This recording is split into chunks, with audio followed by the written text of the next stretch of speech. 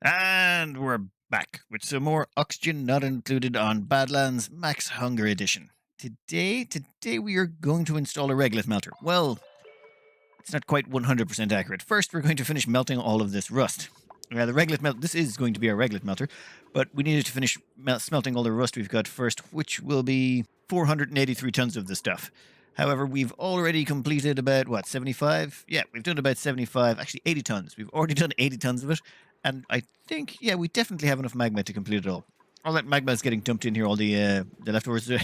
We can only extract heat out to about 1550 C. After that, it's not really much use for it. But we're dumping it all in here, and this, it seems, was complete overkill. Oh well, better safe than sorry. But once we switch over to regolith, we're going to need a lot more space than this because we're going to need to install a lot of steam turbines. What will happen is the regolith will get turned into igneous rock. That igneous rock is going to be really hot, and we're going to have to siphon the heat out of it, and we're going to need 10, 15 turbines? 20 turbines? I'm going to say 20 turbines. We're going to make a nice big box around here out of it, which means we need to start excavating out all of this natural environment, unnatural environment, whatever way you want to classify it. This all needs to go. I've already started over here. We are going to rip out a whole bunch of this, and I'm going to bottle up all the oil. We don't need it, so yeah, let's just bottle it all up and be done with it. At the same time, I might leave those red hot spots just for now. I'll take care of them later. For the time being, it's cleanup time. Already looking cleaner and tidier. Just because I like things being clean and tidy, I'm going to vacuum out this whole room. All we did was just stick a Visco Gel liquid lock there. I love those things. And then we'll just vacuum this out. There's no rush on that. Over here, we are going to dump all of the liquids that are around here. We're going to dump them all into storage tanks. Then we'll deconstruct the storage tanks, and that will leave us with a bunch of liquids on the ground. I mean, we've got 10 tons of oil in a bottle right there. The plastic bottles that they make in this, or whatever those bottles are made out of, they're amazing. You can store so much. This will sort of be the bottom of the base of all the gases they'll collect, and we'll get rid of all of the carbon dioxide and stuff there. But now that most of that is done, well, actually, we've got a little bit of cleanup here. This is, of course, taking a little bit too long, namely because I got distracted and I started demolishing this over here as well. I mean, this has got to go out of the way, so we might as well. Yeah, we're going to lose half the mass bit of the ice. I could just melt it, but that would take too long. And we're in a rush. We need to get all of this prepped before all the rust runs out. How much rust are we down to? 354 tons. Ugh, yeah, we're going through that iron. We're creating an awful lot of iron at an absolutely stupid rate. And it's coming out at 219 degrees. That means we can run that straight through our coolers when we're finished. Well, the enormous amount of steam turbines we're going to produce. This has worked flawlessly so far. I mean, it's a bit heavy on the magma, like I said, but that's kind of what we were expecting. All in all, I'm quite happy with that design, but I think we're going to have to skip forward some more while we take care of some of these minor side issues. Just a few tiny bit more bits and pieces. I want to get rid of all of this water in here, but we can't filter it until it's above 0 degrees. Otherwise, it might break when it comes out of the machine. We'll just do a little bit of quick heating and melting here. A quick bit of melting. We threw in a teporizer here that warmed up the water to 10C, so we can throw through a water sieve without actually cracking the pipes when it comes out the other side. We're going to dump it into this water tank, which reminds me, I'm finished with this water up here. I used a couple of diagonal temperature shift plates to seal in that volcano. I didn't want to have to deal with it. At the same time, what we can do now is just dump that into our storage tank. I built this water tank here a while ago, and now we're just going to dump all the water from around the map. That should free up even more space. And once that's out of the way, we'll have plenty of space here to start sticking in our steam turbine array. Oh, and rust-wise, we ran out. We have no more rust left. But on the bright side, we now have 1,100 tons of iron. 1,100 tons. I have no idea how long it's going to take me to make steel out of all of these. I had to get rid of all the poke shells. Well, not get rid of all of them. Get rid of the massive amounts of poke shells we had up here. Like, we had over 100 or so. We had to cut down. It was just the game was running too slow.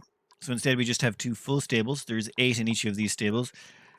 These 2 full stables here are what are providing us with a whole bunch of poke shells over here that, age, starve to death, and give us enough lime. I think it's about 16 per life cycle, or 16 kilos roughly per life cycle. That's helping us get steel. But even then, what are we at now? We've got 130 tons of steel. It's like we're running out of steel, but it's going to take us a long time to convert 1,100 tons of this stuff. Anyway, yes, let's skip this forward a bit until we've got that mess cleaned up and we can start putting in our steam turbine arrays. Oh, and yeah, maybe I should have left a little bit more of a gap there. That was, yep, that's an oopsie. An oopsie is sort of like oops, in that, yeah, I shouldn't have done that. On the bright side, a bunch of that is already getting dumped into liquid tanks by the storage down here. I'm going to have to go and fix this all up again. Never mind. Never mind. We're just one step closer. One step closer. Uh, yes, something a little weird is cropped up. I don't know what happened here, but somehow this got blocked. I think maybe I poured too much magma in all at once or something. We'll find out in a minute. I'm going to break this open and have a look. So I dismantled it down, and it seems no, there's no issue there. I have no idea why that blocked up at the top. I am not going to worry about it just yet. We'll convert this to regolith, and we'll worry about it after that. For the time being, I'm just going to replace it. I'm so glad we decided to build this whole thing in a vacuum. It makes maintenance so much simpler. Wait a minute. What is that weird-looking thing there? That looks like a bunch of igneous rock that we can't dig. I think it's time for a reload. Yeah, I've seen this before. Time for a reload. Would you look at that? Turns out it's invisible igneous rock. That's what was causing us the problems. I think I know what messed this up here. Normally this magma blade would only allow for about 40 or 50 kilos to pour off at a time. I'm just dumping 3 whole tiles down on top of it, which means, well, it overflows across the top as well, and we end up pouring in more than I anticipated. So what I need to do is, well, limit the flow. Yeah, I need to put a tile there. Now, can I get a tile there without causing my dupes to become, incinerated? Or to trap themselves in there. They could do that also. I think we can manage this. Maybe. Possibly. Okay, here comes John now. Let's see. Can they do it without getting incinerated? Damn, they are actually quite resilient. Well, when they're wearing Atmo suits and they're wading around in magma, it seems. Okay, that 1, 2, 3, 4 tiles. Yeah, they should be able to drop all of that without it interfering with anything up here. I just don't want any of it getting in there. If any of it gets in there, I'm going to have problems. So let's hope this... Oh, maximum dark. Thank you very much. I think that was a successful repair. I think we can get back to... what were we doing again? Yes. Yes, that was it. We want to install an awful lot of steam turbines once we've cleared out that space. All right, now don't get mad, but I got a little distracted. I was meant to be clearing out space for this steam turbine, and that's what I've been doing. Definitely what I've been doing. But then I thought, well, why not put the whole thing in a vacuum? So I thought I'd seal in the top there, and then I'm like, well, if we're going to seal it in that section, why not just seal in a little bit more and make even more of a vacuum? And then it kind of turned into a project of, hey, what if we just vacuumed off the entire bottom half of the map? Say everything are in here. So if you'll notice over here, this has been walled in with insulated tile, and it's a complete seal all the way across. We've got a little visco gel lock here. This is all, okay, it's a little bit of a roundabout loop, but this is all all sealed in as well, which means now the entire bottom half of the map, the entire bottom half, is now its own little gas bubble, which means we can vacuum it out. Now, I'd prefer to split up into smaller chunks, maybe, say, one chunk over here. Ooh, I want to do another chunk over here. Just break it into chunks so that it won't cause as much problems. And there will be some things I have to change. For example, those transformers have to go, otherwise they will overheat. So maybe move the transformers somewhere else or swap them out for heavy conductive wire. Yes, there's a few minor modifications that need to be made, but I think this is very doable. I'm running out of time for tonight, so I'm going to have to stop recording footage because, I don't want to keep the household up. But I think, yes, I think we'll jump forward a bit, and when we come back tomorrow, there's going to be an awful lot less gas in this entire area. Then we can build whatever we want to our heart's content without any worries about gases interfering with ourselves. Of course, when I try anything like this, I usually do end up making a few mistakes here and there. In this instance, I ended up dumping a bunch of crude oil back down here.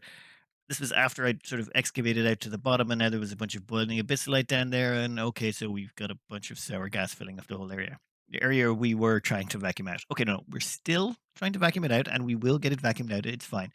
I was just transferring all that oil up to the top there to dump it into storage tanks when this minor inconvenience struck.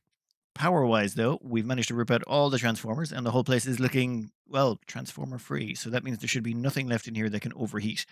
I just ripped out a chunk on the steam turbine area and plugged them directly in. Visco gel liquid locks, they save you so much time and effort.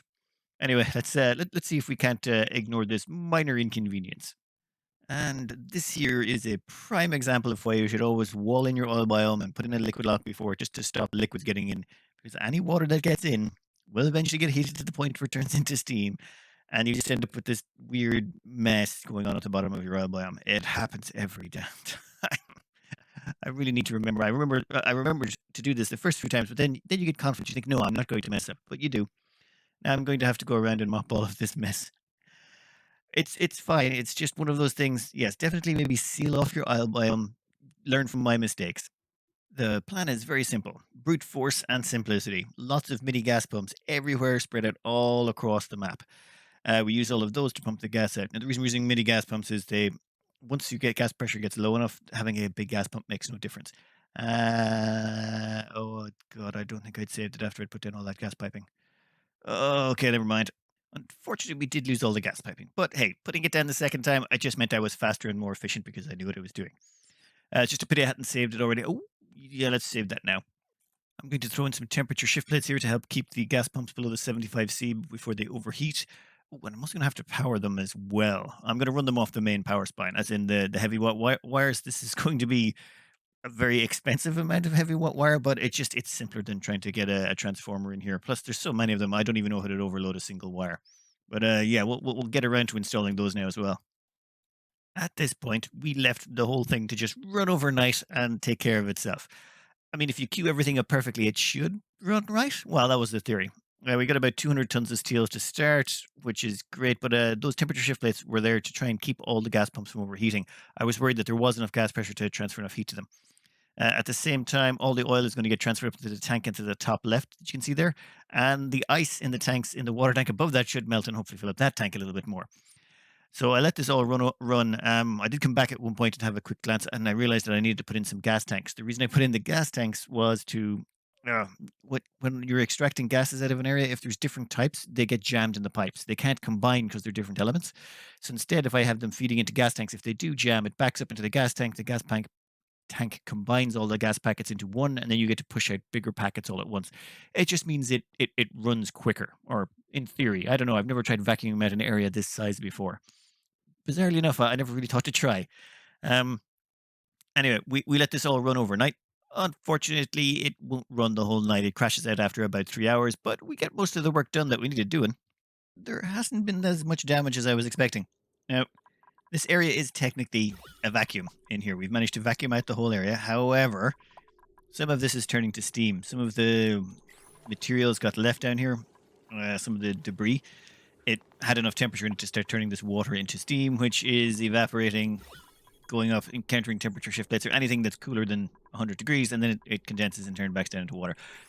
A few quick temperature shift plate thrown in, that'll reset the temperature back down, and we should be able to pump this all out of here in no time. There we go, nice and clean. I even removed all the crude oil that was left behind there. Now, of course, there's always mistakes I make. So my mistake this time was I left some gas pockets right here, which is an annoyance, but you know what? I have a very simple idea. We're just going to jam that gas pump up against it. We are going to delete that tile, and we are going to burrow our way through. I figure that gas has to get past that gas pump, and then even if it does get past it, well, we have plenty of gas pumps all over the map to make sure it's not going to get very far at all.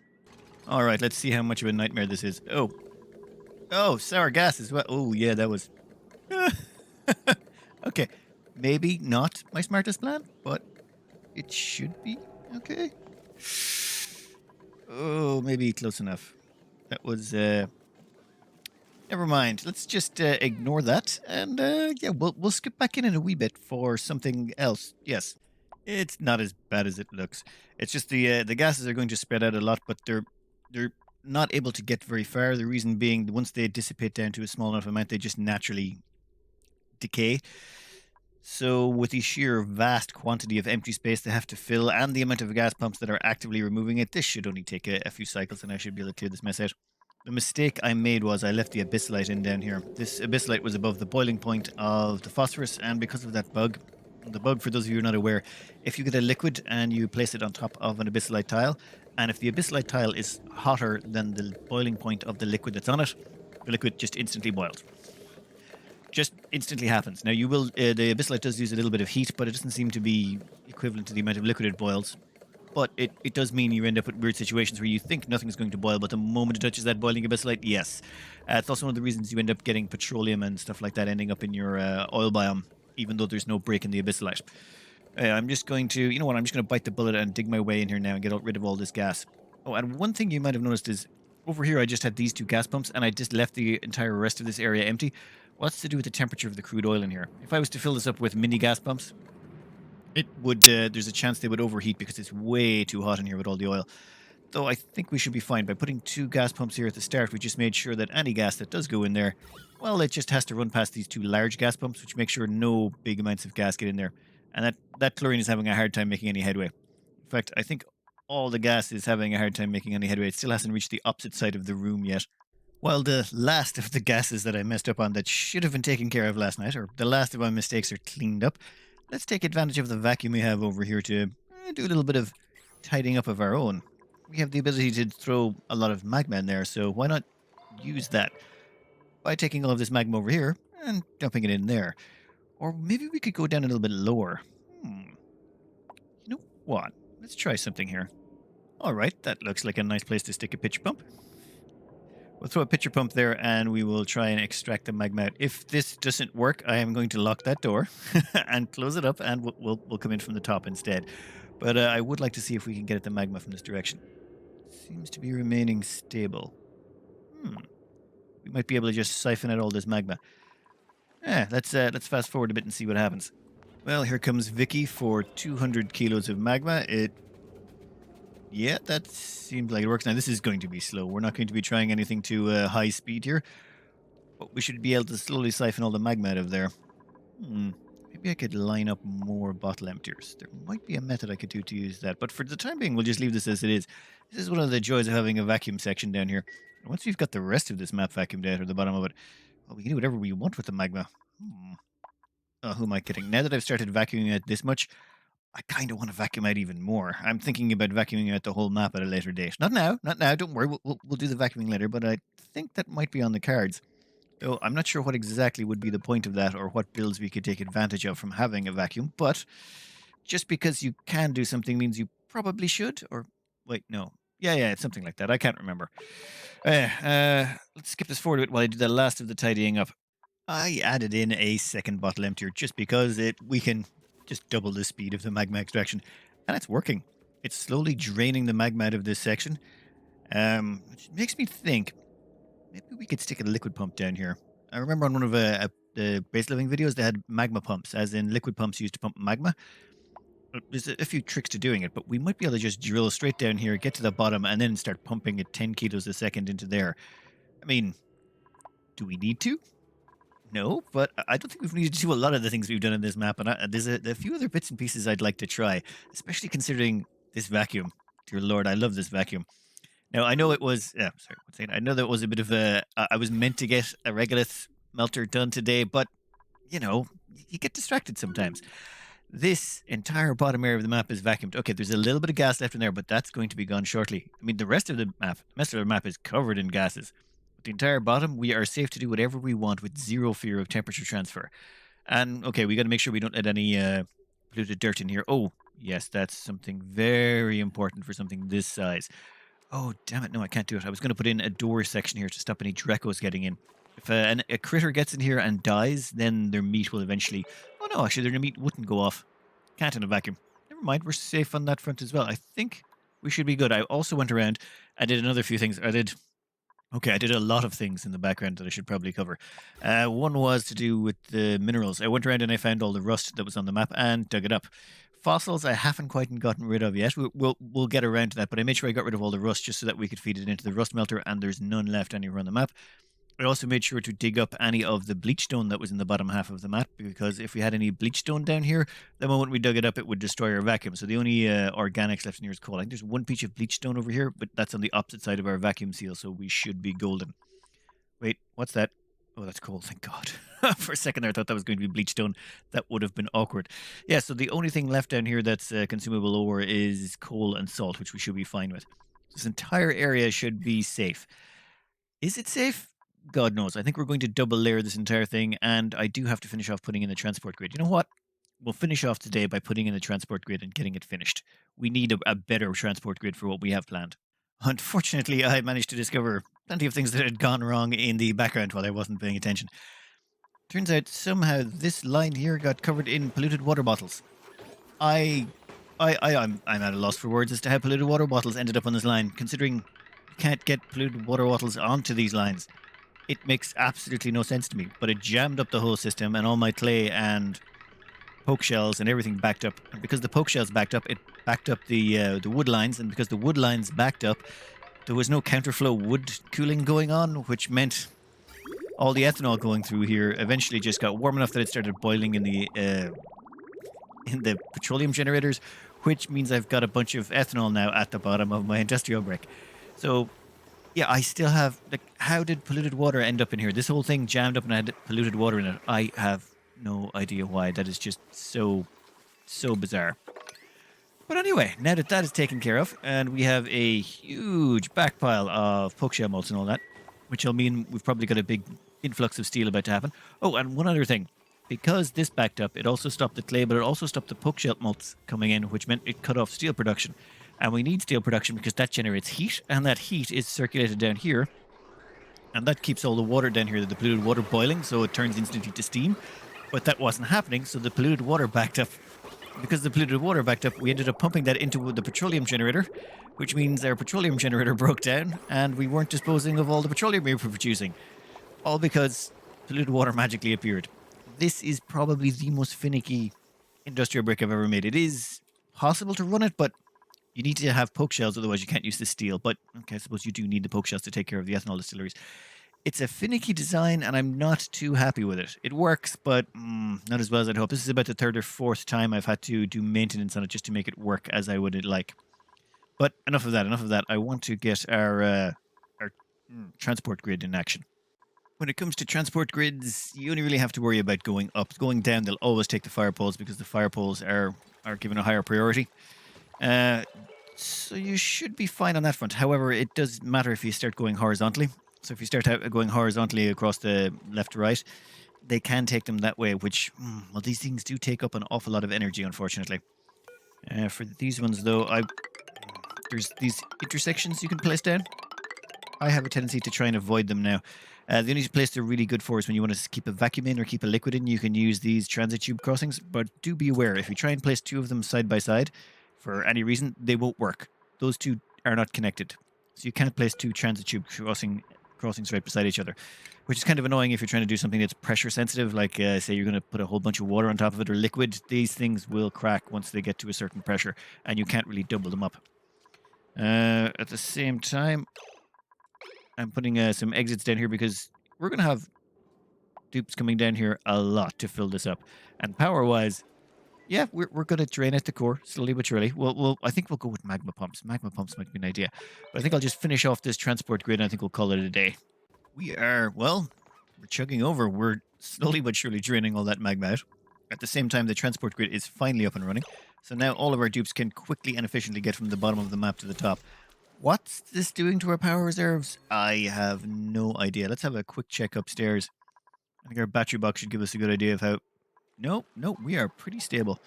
Now, I was having some problems with this earlier on. I took care of this off screen. This overheated because there was temperature shift plates injecting heat into it, so I replaced them with, well, those temperature shift plates along here, and this was injecting heat into the insulated tiles, which was causing problems to the steam turbine. I ripped them out and replaced them with drywall, and then by doing some diagonal cooling, got this all up and running again. Down here, this one also was having problems, so I stuck in a thermal regulator. Why not? I've never really found a use for thermal regulators, but here we have one in action, actually doing a little bit of cooling to keep the steam turbine just operating. Well, it was easier to fit in than putting in an aqua tuner. All right, on that front, though, I think we'll call that an episode. We've got everything. Rockets. I should really cover these. Yeah, they have been working out perfectly, though there is one minor thing you probably want to take care of. This rocket, for example, I launched it a little bit too aggressively and strip mined the planet. What that meant was when it would come back, it would land. It would offload its cargo almost instantly because there was almost no cargo left. And then it would instantly sort of launch again. It would refuel so rapidly because it takes so little fuel to fuel this, and it would just instantly launch while the doors were mid-close animation. So it kept actually making my doors disappear. Yes, my doors were magically disappearing, and it was turned out because I let the cargo run out on this, and it was instantly launching the moment it landed. Just something you never notice until you've actually started using it. But yeah, apologies for getting distracted. I know, it's supposed to be a regolith melter, but distractions happened. Tomorrow, I swear, next episode, which is Thursday, we'll do the regolith melter up. I'll figure out a way to get all the regolith down here, and we'll install the steam turbines and get it all up and running. We've got a complete vacuum to work with. We're all sorted. I might even strip out some of the safety precautions here. I mean, well, okay, I'm going to leave in those gas pumps for now, just in case anything bad happens, and I'll double layer things. But we'll do that all off screen. I I hope you enjoyed me taking care of way too much side business, and good luck.